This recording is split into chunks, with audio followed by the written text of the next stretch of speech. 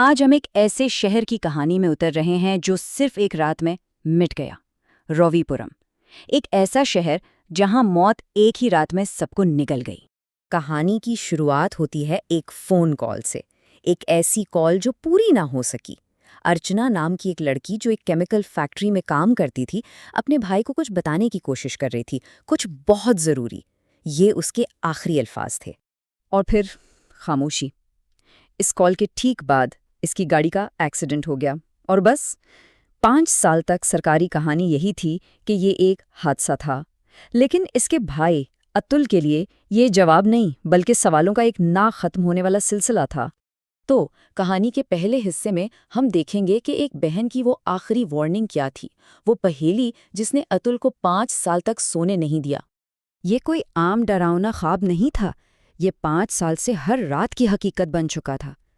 वही मंजर, उसकी बहन अर्चना जली हुई, गली हुई हालत में, जैसे जैसे वो कुछ कहना चाहती हो, जैसे वो आज़ादी मांग रही हो।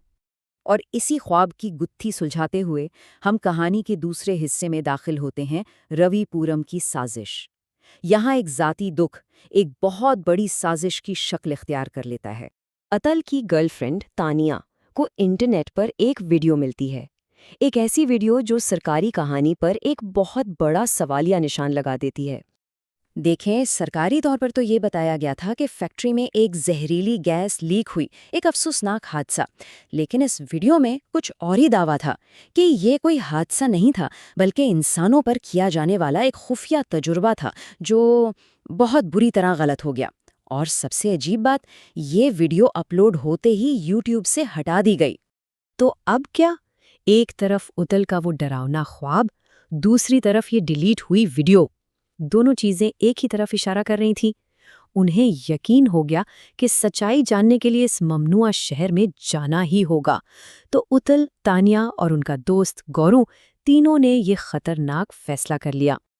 और यहाँ से शुरू होता है कहानी का तीसरा और शायद सबसे खौफनाक हिस्सा, ज़ॉम्बी शहर में दाखिला।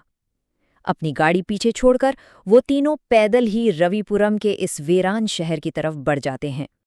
और अंदर का मंजर बिल्कुल वैसा था जैसे वक्त वहीं रुक गया हो।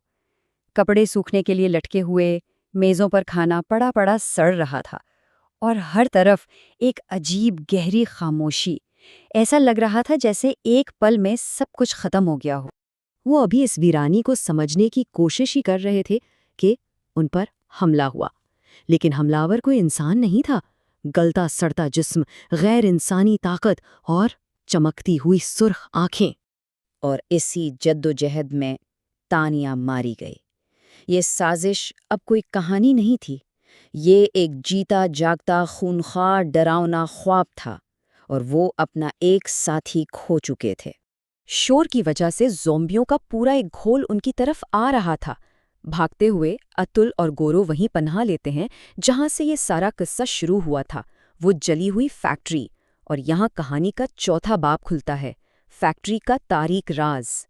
फैक्ट्री के अंदर जली हुई लाशें थीं जो दोबारा जिंदा हो रही थीं। लेकिन इससे भी बड़ा झटका उन्हें तब लगा जब उन्होंने अर्चना को देखा। वो जिंदा थी, लेकिन वो भी अब इनमें से एक बन चुकी थी, एक टॉक्सिक ज़ॉम्बी।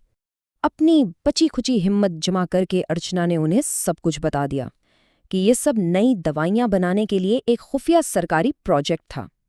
तजुर्बा बिगड़ गया, ज़ॉम्बी अपने ही बनाने वालों के खिलाफ हो गए, और इन्फेक्शन पूरे शहर में फैल गया।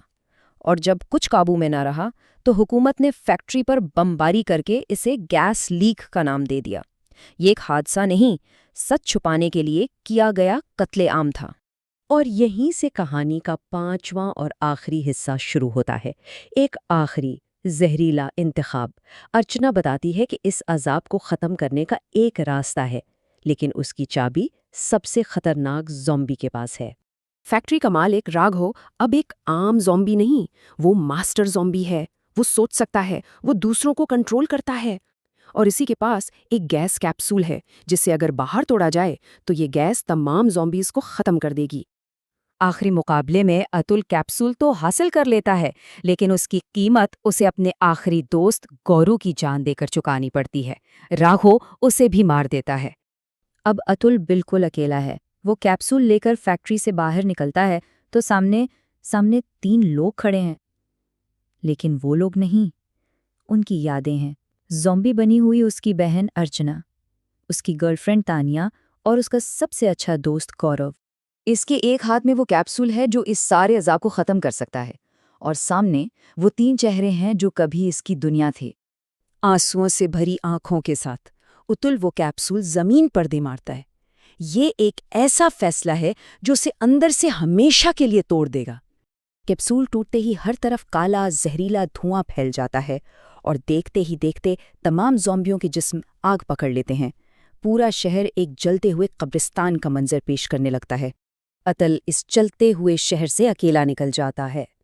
पीछे रह जाती है राख, एक दफन हुई साजिश और हर उस शख्स की याद जिससे वो मोहब्बत करता था। और हमारे लिए एक सवाल छोड़ जाता है कि जब सच्चाई खुद एक डरावना ख्वाब बन जाए तो क्या उसे मिटा देना ही वाहिद रास्ता है?